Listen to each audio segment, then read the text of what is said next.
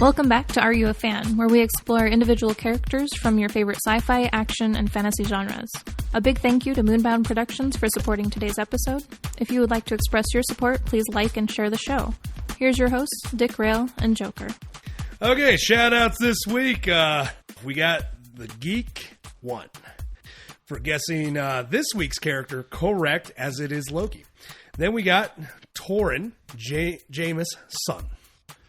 If I butchered that, I do apologize. You sent me the spelling vernacular, how to say it, and I'm dyslexic, so that was a faux pas on my part.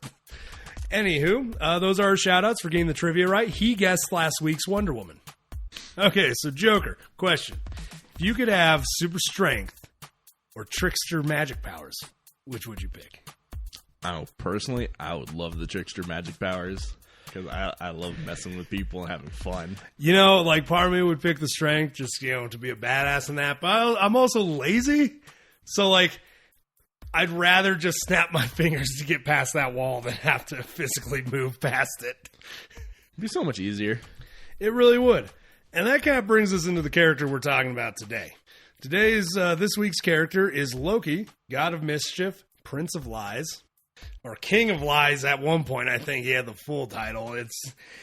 They are an interesting one, because even in the comics, fun fact, everybody, we didn't even plan this, but Loki is a gender-fluid character who has been both portrayed as a man and a woman. And even in the comics, they've started referring to the character as more of a them or they, except for Thor, who just still calls him brother. Because Thor's just... also, when you grow up with him as your brother, it's hard to get It's past. going to take a long time for you to transition that. Also, I feel like Thor's that character who he says it and somebody's like, dude, why don't you get mad at him for not pronouns? It's like, that's Thor. He's trying his best. Thor's like a Labrador. Thor's a Labrador. They're dumb, but they love you, and you know it. Don't let the real Thor hear you. Oh, yeah. No, I fucking... No, that guy will kill me. You'll vouch for me, right? I don't know if I want to. You calling him dumb. I don't think I want to be associated with that comment. Okay, so, but let's get into it.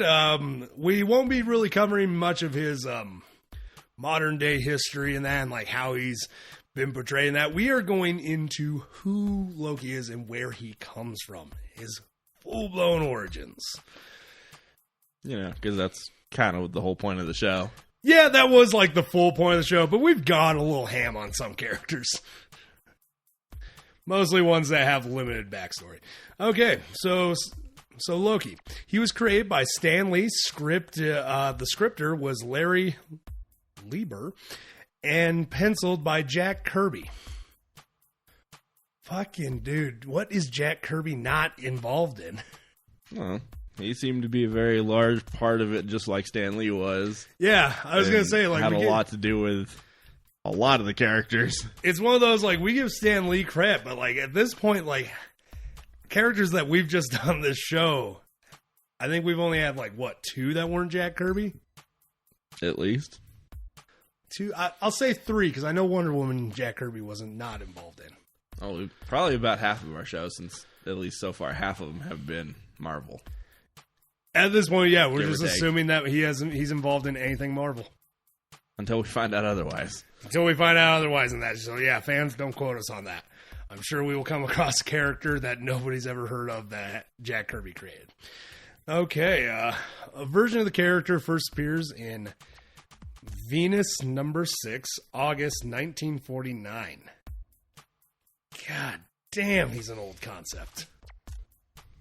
Well, even older when you think about the fact that he was inspired by Norse mythology and an actual Norse god. That is true, which, we'll get more into that accuracy here later when we get into his in-world backstory. So the modern-day incarnation of Loki appears in Journey into Mystery number 85, October 1962. And now we're getting into, he was inspired by the Norse god by the same name, Loki. And he was redesigned by Jack Kirby. Yeah, it was Jack Kirby. We could probably do a fucking whole episode on him alone. Assuming that his redesign is what is the modern day version that appeared in 1962. Yep. So, okay, now in-world stuff. And this is where I personally, because I know a little bit about Norse mythology, but I do not know to the extent that you do, Joker. And, being a Norse pagan myself, I don't know nearly as much as I should. Dude, nobody knows shit about their religions if I've learned one thing. So the fact that you know what you know is a step up on what some people would know. Which is sad to think about. Right? Like, I'm Native American. I don't know shit about any of my culture's religions compared to somebody from the reservation. So we're in the same boat, bro. Good. Okay. So Loki's father was the Frost Giants, Lefay, king of the Frost Giants. And here's where I kind of want to get into going back and forth with you as to how accurate these line up to the real thing. Which, fun fact on that is Lefay in Norse mythology is not his father, but his mother. His dad's got a name that I don't even know how to pronounce. I'm not even going to butcher it. It's not worth butchering. God. But similar to the comics, his father was a giant. So Loki in real mythology and the comics is a half giant. Okay, that's pretty cool to find out. Like, huh. See, and this is the shit thing of me just getting all my knowledge from comics and cartoons. Most of it gets so muddled that I'm like, wait. You're telling me Loki in the mythology wasn't just an enemy of Earth? No, he was very much like he is in the comics, very much just a trickster. He was just there for chaos. Gotta be a fun life. I mean, it's all burden on everybody around you, but fun for you, I guess.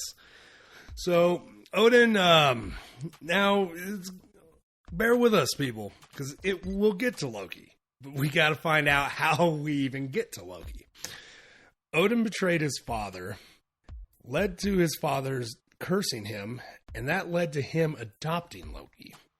Odin would come across his father, Bor, who was turned to snow. Bor begged Odin to find a sorcerer to help him, but when he made no attempt, he cursed Odin, saying he'd take in the son to a fallen king to raise as his own. And that's the thing in that is Odin necessarily didn't necessarily betray his father, but he didn't actively help him either. So it's a very non-active betrayal. I think it's a betrayal.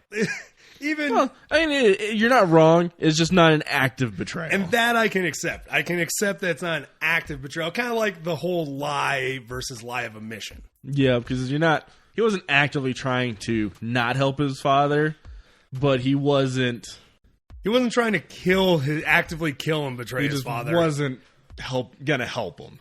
And that I can fully agree with. I can accept that. Like, yes, he did not act, but it's still a betrayal. Like, it's in the category. Yeah. That, it's in the broad umbrella. Yeah, there we go. That's actually the word I was looking for. So Odin would then end up later on killing King Lefay. Then he would find Loki in their home because he was hidden, because he was too small.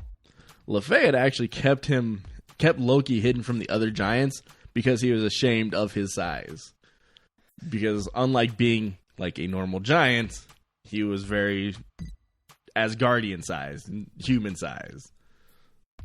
Yep, actually I did see that, and that, I mean, it makes sense. It makes sense. You know, the Frost Giants are all pretty okay. Anybody in the Nordic pantheon in these comics are just prideful motherfuckers. Well, that's just gods in general. True. Of pretty much any pantheon. And technically, giants are considered, I think you probably know more about this, are considered gods in the Nordic. They're not technically gods, but they are the ones who created the gods. The gods are actually... what? Yeah, so Odin's father is actually a giant. Giants were kind of the progenitors of the other gods in Norse mythology. Almost kind of like the Titans in Greek? Pretty much, yeah. Oh! And they were the first ones the gods would then follow. Shit, I did not. Huh. I had to actually double check that one myself because I wasn't positive. Okay, actually, I had no clue about that. I thought giants were just a different race of beings that were just named different. Kind of like because in Greek mythology you got the titans and the gods and the second tier titans, but they're all technically just gods. Yeah, I mean. The term God is kind of loosely used even with the Norse pantheon because... Kind of loosely...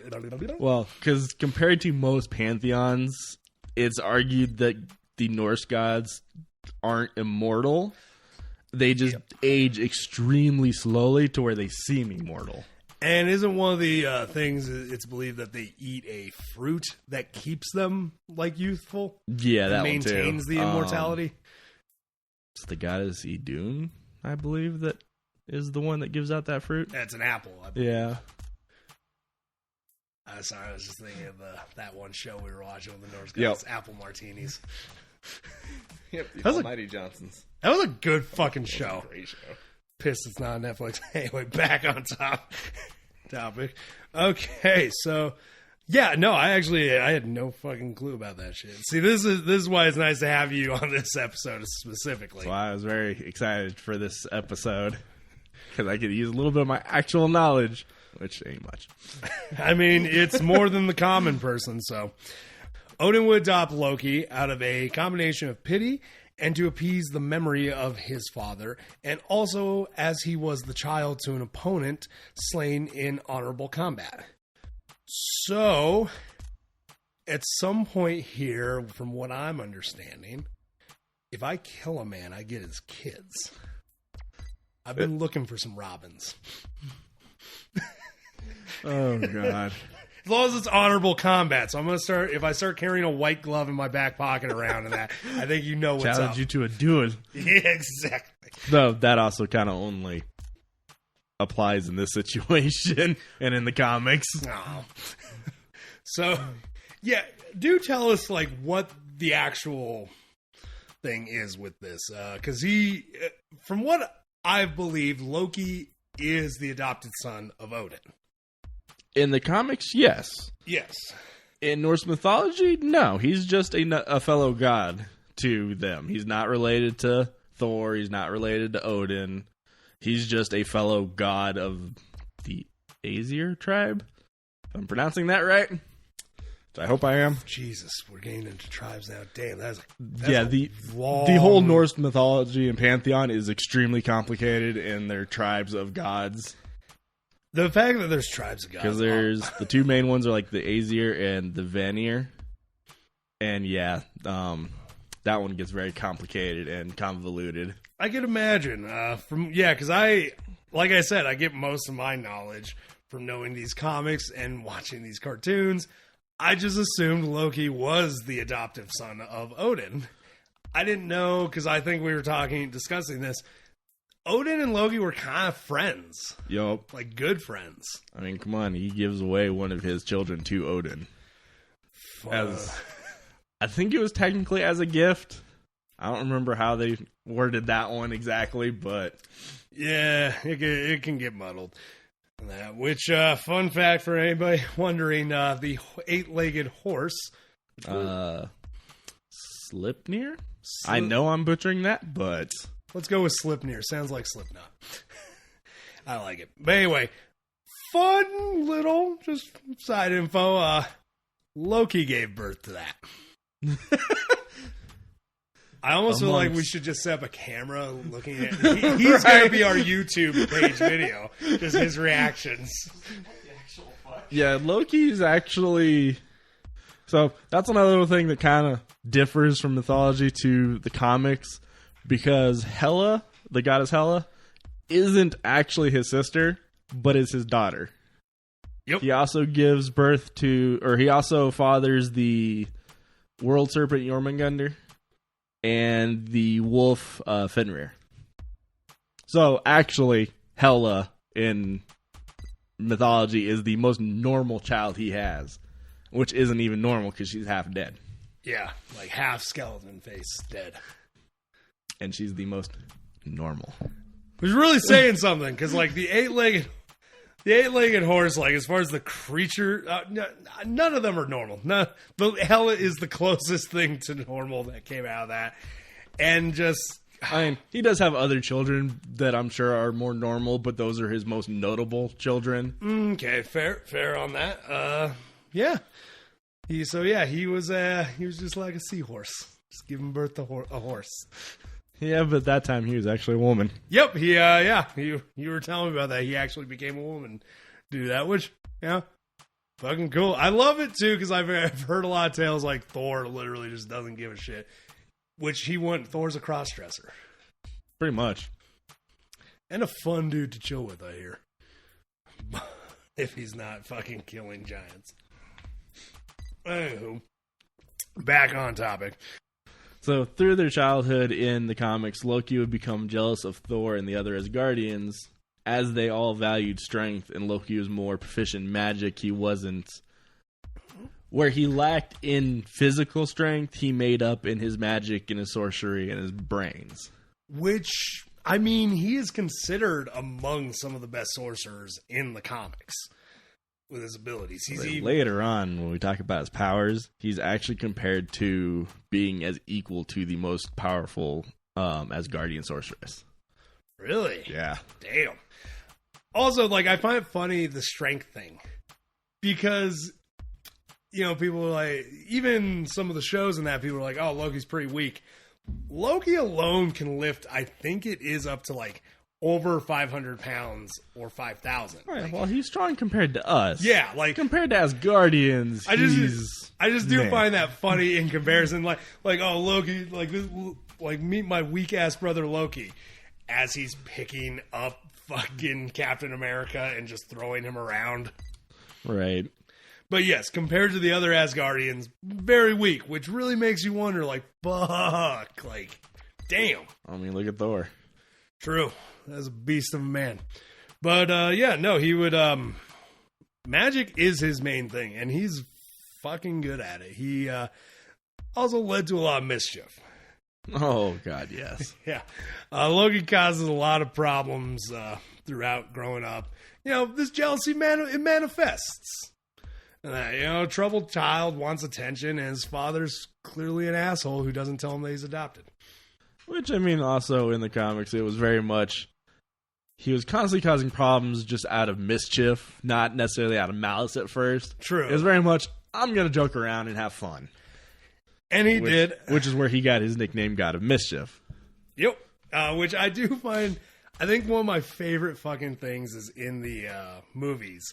When Odin or Thor's telling his story about Loki, he's like, I went to pick up the snake, and Loki knows I love snakes. I pick it up, and then Loki shapeshifts back and stabs me, and then just starts laughing. And somebody brought up the scene in the first Avengers when Loki does stab Thor. The look of, like, not necessarily anger, but just like, what the fuck, brother? Pretty much, yeah. And it just kind of, like, correlates of, like, oh, so this is just a thing that you and your brother do. Yeah, it's just that brotherly love. Yeah. And, just a friendly stab here, a friendly stab there. I don't know. For those of us who have brothers, yeah, I get that. I've wanted siblings. Anywho, in time, his reputation grew from being a playful, mischievous little trickster to the god of evil. Now there's another fucking title. And that was much more because eventually his jealousy would take over and he'd become more malice in his tricks and he'd be a lot more attempting to kill his brother. True. Like, I heard about a few of the things he did, and you can definitely, you definitely see a line of when it was just him bullshitting with Thor, like when he made Thor guard a hole in the wall. Yeah. For no fucking real reason, just like for a long period of time. He's like, yeah, just guard this for me. And then when he literally turned Thor's girlfriend's hair black. I mean, what the shit, bro? That's still kind of playful, though. I mean, it's not really malice. It's playful to an extent. That's just dyeing hair. That's nothing bad, though. But I mean, it was a permanent thing. Because that's still compared to actually trying to kill you. True. Just dyeing hair. That's not in evil. comparison. Yes. Okay. A prank gone too far, we'll call it. That, yes. That I can go with. We'll call it. But yeah, he does definitely get more malice-based as he gets older and literally tries to overthrow Asgard quite a few times. Succeeds a few of those times. Even. Yeah, it kind of became his whole thing at a certain point was just, I'm going to take over the throne. Yeah. And kill Thor. Yeah. Fucking seize rulership, destroy Thor, even helping storm giants. Which, if I remember correctly in a lot of versions, he's got a posse of frost giants that help him out quite a bit. Oh, yeah. I mean, when you're part giant, and because at a certain point in the comics, I'm sure he found out he was. Yep. Not like the way he found out in the movies. I'm sure it's very different. It is, from what I remember, but he does know about it, and he kind of rallies the frost giants. Well, yeah, if I knew I was one of them, I'd be trying to work with them too. Yeah. And arguably, he is their rightful ruler. Yeah. Considering his father. He was the son of the king. Yeah. And, he may not be a giant, but he can probably wreck any of the giants with his magic power. I'll say that, and he's got very much of their physical attributes as he is part of them. True. Or part of him is them. Since being half giant, he at least gets some of their abilities. True, very true. Which we see a bit shown in some of the cartoons and some of the comics and that, and a bit in the movies in the first movie. Yep. And we see how he has an affinity for cold, which I thought was a pretty cool effect they did. Oh yeah, changing him back and forth. Okay, so after all the bullshit, I guess Odin grew tired of Loki's shit. Odin, who had grown weary of Loki's mischief, magically imprisons him within a tree until someone would shed a tear for his plight. Which makes me wonder if this is a callback to his mythology where he was bound by other gods to a rock until Ragnarok came. Which I find funny because if I remember correctly in the Norse mythology story, isn't that kind of what led to Ragnarok? Was him shaking the chains? Amongst many other things. There were a lot of things I remember in that, but I remember like his shaking the chains was part of it. Oh, yeah. Because then they also have a snake dripping venom into his face. It was dripping onto him. Because it was the goddess Skadi, if I remember correctly, was the one that was in charge of that.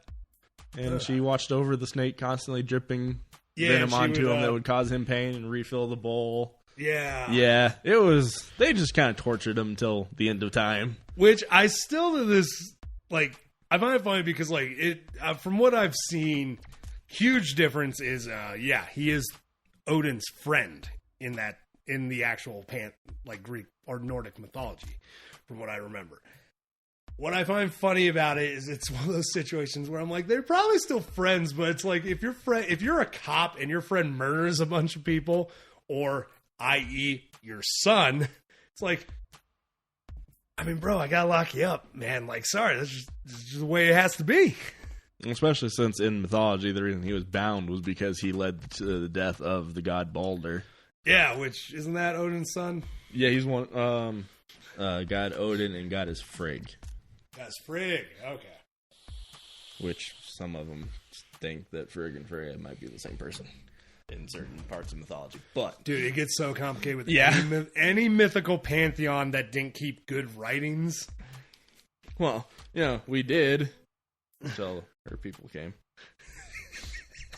The Christians came and burned all of our shit. Yeah. We had writings. True, yeah. There were, I guess that could be said for 90% of the religions in the West before Catholicism was like, burn it to the ground. Pretty much. All right. Yeah. So back to the cutoff. So him being bound in mythology was because he led to the death of, or he helped cause the death of the god Balder. Yep. Being the son of Odin, Odin's like, why? We're going to lock you up because of this, and we're going to torture you for the rest of existence. Yep. Well, he was kind of, trapped in this tree. Loki eventually did free himself, though, causing a leaf to strike Heimdall, the guardian of the Bifrost, in the eye, which made him shed a tear. Which is ironic for the man that can see everything. You can see a damn leaf coming towards your face. Which I also have a problem with how he got out of this, using this leaf. Because Heimdall shedding a tear for his own plight, not for Loki. That bugged the shit out of me when I was reading So Loki should not have been able to get out with this. That does bug me too. Because, yeah, I'm like, okay, I see the bullshittery here, but... Off of the enchantment and the clause of how Loki's supposed to get free, he should not have been freed by this. And let's be honest, Odin is pretty fucking strict about his enchantments. So I feel like this was just some lazy writing of, hey, we need a way to get him free. And somebody forgot about why he was, or how he was in prison and what the clause was to get out. I'm feeling that is completely what that was, because it doesn't make sense otherwise. It's not... Yeah, you're right. Like, he's shedding a tear because his fucking eye hurts, not because he gives a shit about Loki. If anything, he hates him more than anybody. And he's not shy about sharing that info. Heimdall's just not a shy god in general. I also feel like Heimdall's just that guy who's just over it all. I mean, when you can see everything, I would be too. Yeah. In Loki's first appearance, Loki tricked Hulk into attacking a train. Thor recognized the magic, though, and the rest is history. Yeah, he basically, after escaping the tree, kind of basically being on an exile thing from, fucking Asgard. He decided, fuck it, I'm going to go fuck with one of Thor's favorite things, Earth. So he tricks the Hulk, which honestly, out of any of the Avengers to trick and create a big-ass problem, Hulk is probably the perfect one. Which at the time, the Avengers did not exist as a team yet. Yes, true. I forgot about that. But also, side note, Hulk was not the first person Loki fought with on Earth. He actually fought Thor first. Really? Yep. Had a slight fight with Thor. Thor left. And then that's when he went and tricked and messed with the Hulk. Oh, fuck. I must have missed that part. I mean, that's cool. That's fucking good to know. Good info. And I just didn't know it. Fuck, that's awesome. But yeah, then that would cause the forming of the Avengers. Hulk would try to explain himself, and Thor would immediately be like, This sounds fucking familiar. Take care of how you speak of Loki, for he is my brother. He killed 85 people. He's adopted. Sorry, the greatest line ever. Probably. Because that sums up his relationship with Thor. It really completely does. Thor's quick to defend him until somebody's like, he did this. I mean, he is adopted. It is Loki. I mean, you get what you get with Loki. Yeah, like, we're not blood related.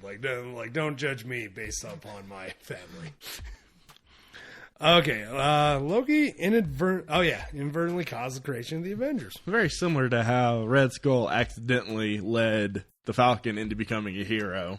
Yeah. Loki helped accidentally create the greatest team of heroes on Earth. It's amazing how bad guys create their own downfalls. Which is the worst, because not only did he create his own downfall, he created the downfall to so many villains. Which is funny, because Loki has a penchant for getting other villains to team up with him, to help him. I wonder if any of them had ever, at one point just been like, wait, aren't you the reason we're in fucking prison right now? It makes me wonder if anybody found out that he's what kind of caused the creation of the team. I mean, somebody's got to know. Let's get into Loki's powers and I don't know, the few weapons he has. He doesn't really use weapons. He uses daggers. That's about it. Yeah, daggers and sometimes a staff to help focus. And in the movie, it was all Infinity. That was the whole thing. Okay. Master of manipulation and deceit. I mean, yeah, he can make fucking holograms of himself, basically. I feel like that one's just a lot of just knowing who he is as a character is just very self-explanatory. Yeah, he's able to teleport, able to make holograms. He's a very deceitful character who knows how to manipulate. And loves to lie. God damn, does he love to lie. Superhuman strength, speed, durability, and longevity, which came from him being a frost giant. Because those are all typical attributes to the frost giant race. Oh. And because he is half frost giant, that's where he gets a lot of that from. Which we keep saying is half frost giant. What is his other half? Is he half... In mythology, I believe he's half human. Okay. It never really specifies what his mother is, if she's a goddess or a mother or a human. Because even in the comics and that, I didn't see shit. Like, which if there is a comic out there that does say who his mother is and does say like what else he is the half of, please feel free to leave a comment to point us in the direction. We're more than willing to educate ourselves to make this show better. Because I would imagine that in the comics he's probably half god of some kind, Like half Asgardian. to have his size being so different, and his magical powers, because that's not really frost giant normal to have magic. Yeah, no, it's really, I don't think any of them really are. Anyway, anybody that might know who his other parent is and what he's half of, please let us know. Leave a comment in the section below. Okay, immune to all known diseases and toxins. Which, I mean, that could be a frost giant thing, but I also know Thor's also immune to almost all. Yeah, earthly. I feel like that one's just kind of a mix of just what he is. So it's a little bit of both. I mean, that's a useful ability. Oh, yeah. Because I think... You can't be poisoned by your enemy? Heck yeah. Can't be poisoned. If I remember correctly, Thor's not even affected by gamma radiation. Like, he could be affected by a blast of, like, it's a beam, but he could walk into a nuclear reactor and have it have literally no effect on him. Okay, so Loki is also resistant to magic. Which, I mean...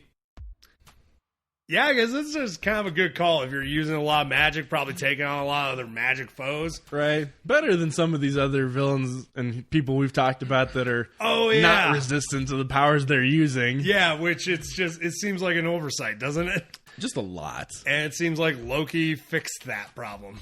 At least kind of. He's not full-blown immune, but at least he's resistant to it. He can deal with it better than most villains. True. Which, I mean, it's still better than a lot of characters, like even really being resistant. About. What? So, which is really sad to think about. Right. Okay, Asgardian powers. Which, from what I've read, they're not necessarily Asgardian-related powers, but they're powers related to his magic. Okay. Which, I mean... Not knowing for sure what his other half is, could be Asgardian magic. Yeah, I mean, he has learned magic from Asgardians, technically. So, it probably all fits together somewhere. Somehow, and that pieces make a picture. Yep. So he has astral projection, creation of force fields, hypnosis, energy blasts, flight, illusion, casting, interdimensional teleportation, shapeshifting, and telepathy. God damn, there's a lot of things. Yeah, I'm pretty sure I remember seeing a few other things on there. But for the most part, these are the main ones that he uses in some form or another. Okay, the ones that he's generally... Well, because that's the problem with characters like this, especially spellcaster-type characters, who technically can have an infinite arsenal. Oh, yeah. They mostly stick to what they know in that. A lot of times when somebody's like, well, they could do this, if they did it one time because they had to, and they had to really think about what the spell was. I wouldn't call that part of an arsenal. I'd call that an emergency break open glass weapon. Oh, yeah. And especially because, like, when you watch the movies, all he's really done is illusion casting, shape shifting, and, well, that's pretty much it. I think he's done some teleportation. Has he done any teleportation? Not that I remember seeing. Not using his actual powers. Okay, yeah, you're right. I don't think and then the rest of it was him using the staff. Yep. Like, a lot of it in the movies, he didn't do a lot. I did see some thing where they were talking about, that's the only problem with taking these characters and putting them in the movies. They have to water them down so much. Oh, yeah. For the general public to look at it and think it's believable. Yep. Or acceptable. Like, if you knew, like, some of these people who like some of these characters, like, if you knew the shit that they were capable of. These godlike powers that he has. Yeah, like, comic Loki would wreck film Loki any day of the week. Oh, God, yeah. It'd be no contest. I mean, I'd place like a $10 bet on Comic Loki in that just for the long odds. Because if he wins, we're going to Denny's. That doesn't even make sense. Not at all. I wanted to say Red Lobster. I don't know why I went with Denny's. Okay, he's also been shown to be immune to various abilities, other characters, and devices such as the controller's control disc, the mental influence of the voice, and even Rogue's power sap. Wow, he's fucking survived Rogue? Yeah, from the sounds of it, she can't take anything from him. That is a feat. It probably has something to do with his whole resistance to magic. I mean, I know her stuff is mutant abilities and not magic, but yeah, it's more I biological. have a feeling that's where it stems from. It could stem. I could see it stemming from there, and possibly he might just have a contingency spell that just keeps people from being able to drain anything from him. He is known for having contingency spells to keep him alive, as he has cheated death on way more than one occasion. Oh, yeah, dude, he's fucking... Like, that was a whole... I was reading through his abilities on how he stays alive, and yeah, that's a whole nother almost half an episode. Yeah, he has cheated death more, like, insane amount of times. Also, he's come back as a child before. Yep. And he's been a good guy. He has definitely been... This is an all-over-the-place kind of character. In reality, especially his comic and... More his comic than his movie form, he's very much more of an anti-hero. Yeah. Where he is on both sides. Like, he doesn't fight necessarily always against the good guys, but he doesn't always fight with them. And I will say, I feel like that's more of his modern day version after he's grown. Because originally, yeah, he was a straight up villain. Oh, yeah. When he started, yes, he was a villain, but he has grown as a character since. And majorly grown to where, yeah, I would agree. He is more of an anti-hero, more of like heroes see him and they're like, what is he up to? Are we going to have to fight him today, or is he on our side as he's just grabbing a hot dog in New York? There's actually a clip I saw where he does meet the Fantastic Four, and they're like, Loki, and he's like, so there are 5 of you here. What's with the 4 on the shirts? Are you just stupid? Yeah, that sounds like a Loki comment. Because Loki also, I want to give him this title, King of Sass. Yeah, I believe it. He's just a sassy asshole. I mean, even the movies, look how he deals with Thor and everybody around him. Okay, so now let's, I guess, go into his appearances. That TV and film. And then he's got video games, and he's got a live performance. I believe that. Well, we'll get to that one in a minute. Okay. So, you wanna, or should I? Well, we'll kind of... I'll take most of these, I guess, since you did most of the powers. So, in TV, he shows up in a fairly decent amount of animated shows, from the Marvel superheroes, Spider-Man and His Amazing Friends, Superhero Squad, and the Avengers Earth's Mightiest Heroes. And then got into some of the more Disney Channel TV shows like Ultimate Spider-Man, Avengers Assemble, Hulk and the Agents of Smash, and Guardians of the Galaxy. So he's kind of made his rounds in the cartoons. And that's one thing I kind of knew. Like, he's especially after the movies came out, he has definitely been a major staple in most of the cartoons. Oh, yeah, thanks to... As it gets brought up a little bit in his film part, thanks to the films, he has definitely become a very big favorite. So he would appear in 2 animated direct-to-video films, Hulk vs. Thor and Thor Tales of Asgard. And then as we just kind of talked about it, we all know about his MCU appearances as he's portrayed by Tom Hiddleston. And because of that, he has become immensely popular, leading him to become a fan favorite. And I can see it, because, yeah, Tom Hiddleston, I gotta tell you, he did an amazing job. Like... Oh, damn. Like, I don't know who else I could cast as that character. Honestly, off the top of my head, I don't think anybody could do the same justice that Tom did. Yeah, no, at least not for the version of Loki they portrayed. Yeah, no. I could agree with that. But the way they portray him, he definitely takes after the more modern reincarnation of who Loki is. Because at one point, I could have seen Johnny Depp playing the Loki from some of the older comics where he is more out there. And more flamboyant. Like, I'm like, that Loki, I'm like, Johnny Depp. Of course, we're picking Johnny Depp. But this more reserved, more like... More suave, cool-headed. Yeah, more charismatic. Tom Hiddleston owns that role. Oh, yeah. They did a very good job in a lot of the MCU movies on their casting. Amazing jobs. And the movies, yeah, they made him a popular character, which it just more shocks me that it took that long, because he, in the comics, has always been a main staple. Like, he is a huge character. I mean, ultimately creating the Avengers... unwillingly creating the Avengers, and also just how many events he's been involved in the comics. Yeah, I mean, but it makes sense because a lot of people don't read the comics or read the books, and which is true. So I mean, you get something as popular as film, which is true because I mean, hell, before the films, Iron Man and Captain America actually were losing a shit ton of popularity. Oh yeah, like they were starting. There was real doubts with those like keeping those characters around at one point, I think.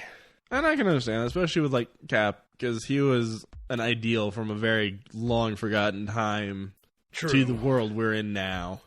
True, but you know, it is what it is. But we got Loki though, and because he became so popular, he's got his own show now.